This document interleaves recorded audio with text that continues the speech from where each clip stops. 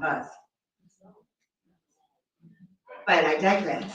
I'm an educator at heart, and so I do want with this panel, I want you guys to think about why we need more leaders, why we need more Black leaders, why we need more women leaders, and why we need more Black women leaders. And so we have an amazing group of panelists today to share with you their journey through leadership as a Black woman, and hopefully we'll have time for questions. Key word is questions, y'all. Questions from the audience about how you can make sure that you are developing diverse leadership, making sure that women have a place at the table, and by doing that, making sure that your organization is sustainable and can pivot no matter who's in office. So I'll have our panelists introduce themselves. In their introductions, they'll tell you their names, where they're from, the union or organizations that they represent, and what brought them to Black Labor Week. And again, I've already shared that with you. It was my cousin. All right, so Leticia, do you want to start?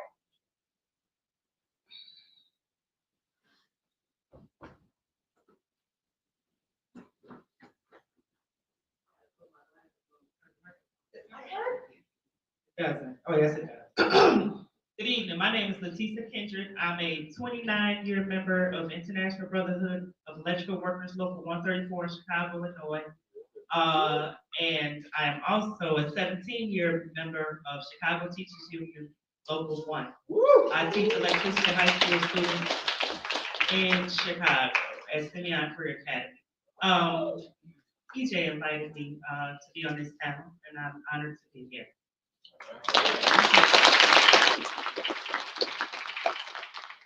Hey everybody, my name is Jane Curtis. I'm from Virginia.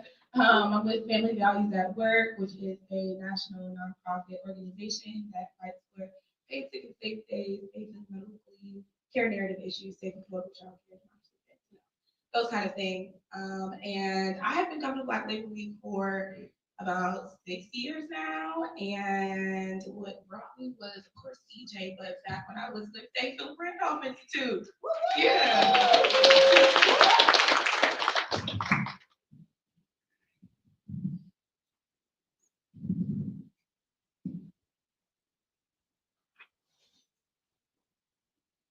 Hello. Oh, no, I didn't. There, no. It's working? Yep. Yes. How y'all doing? Good. All right, that's good. My name is Shire Brown. Everyone calls me Shy. No, I am not shy, but that's my name. I work for the Department of Children and Family Services as a child protection investigator supervisor, as well as I am a lead mentor with Pretty Meeting. I also am on the e-board for Ask Me Council 31, Local 2794. And I just do a whole lot of things in between that. But I am here because one, of course, Jay did ask me to be here, but I wanted to get out here and just to talk to people when it comes to the Department of Children and Family Services, as well as to get more information when it comes to Pretty Meeting, which is a mentoring program that is out there for young ladies ages 12 to 20.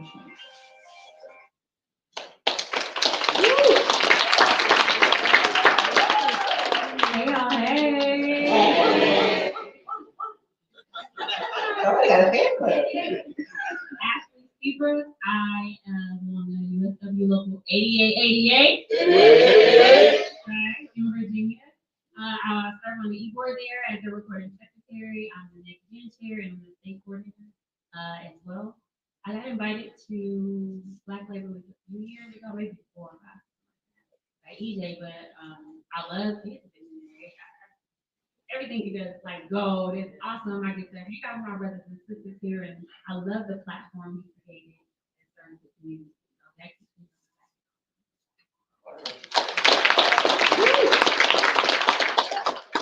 Good evening, everybody. I just want to say, you look so beautiful.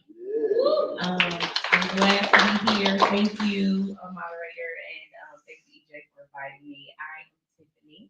I am the chief executive for We Are Somebody, which is a national nonprofit that caters to the workforce.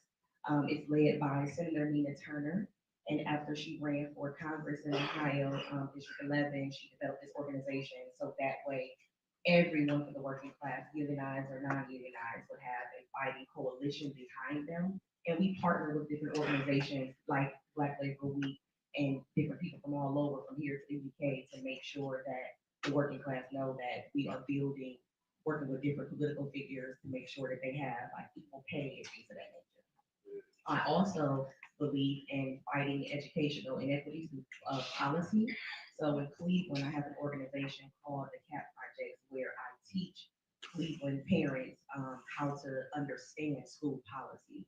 So when they do advocate for themselves, they know exactly what to say, when to say it, and not just go to the board, hoop and holler, but they know exactly what to say. So I came to Black Labor Week, of course, with EJ Acts, but I have pulled EJ in different national adventures that the senator and I do to make sure that people like him represent all of you, and he brings it every time. He mentions y'all, he tells what the problems are, he tells how he's planning on taking care of those problems, and he always has his community in the forefront. So that's why I'm here.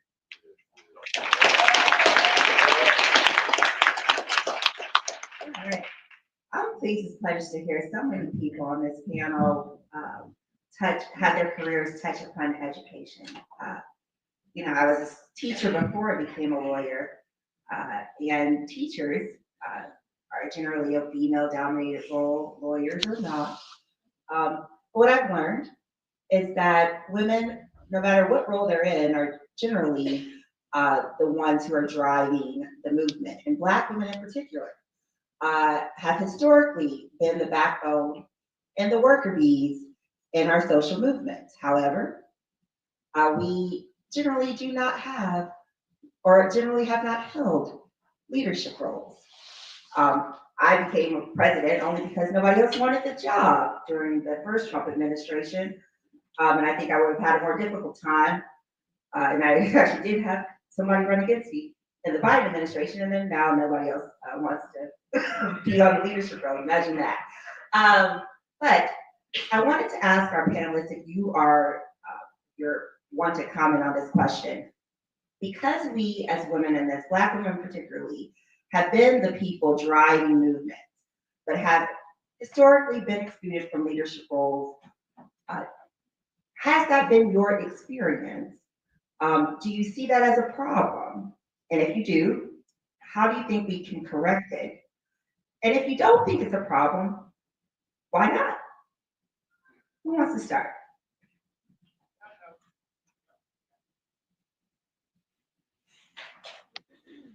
I think we have to be careful about when we are thinking about leadership. At one point in time, I was extremely active with my union women's committee, and I've introduced over 1,000 high school students on the south side of Chicago to the electrical construction industry. In that, I'm a leader in my own right. I applied for positions within my local and I didn't get them. And I was angry, like, I know I'm qualified, I'm overqualified. Why am I not getting these positions? However, had I gotten those positions, I would have lost my voice. I wouldn't have been able to be as effective as I am if I had been in a position where I had to ask permission to do the work that I do. So we have to be careful in that if we are leaders, are we able to be effective leaders? Our effectiveness is what's going to drive our communities and push us into the future. So leadership sounds good, but is it really good? You got to stop and think about that and work where you can drive the most progress.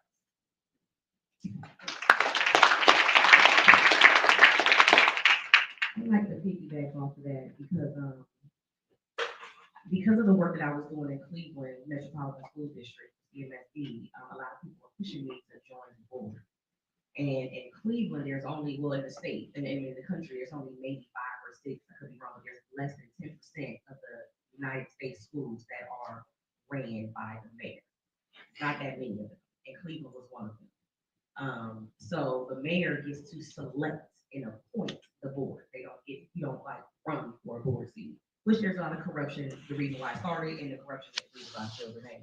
But when I got to the top of the top to meet with the mayor, he looked at my application and he said, when you mentioned your role is to advocate, who are you advocating for?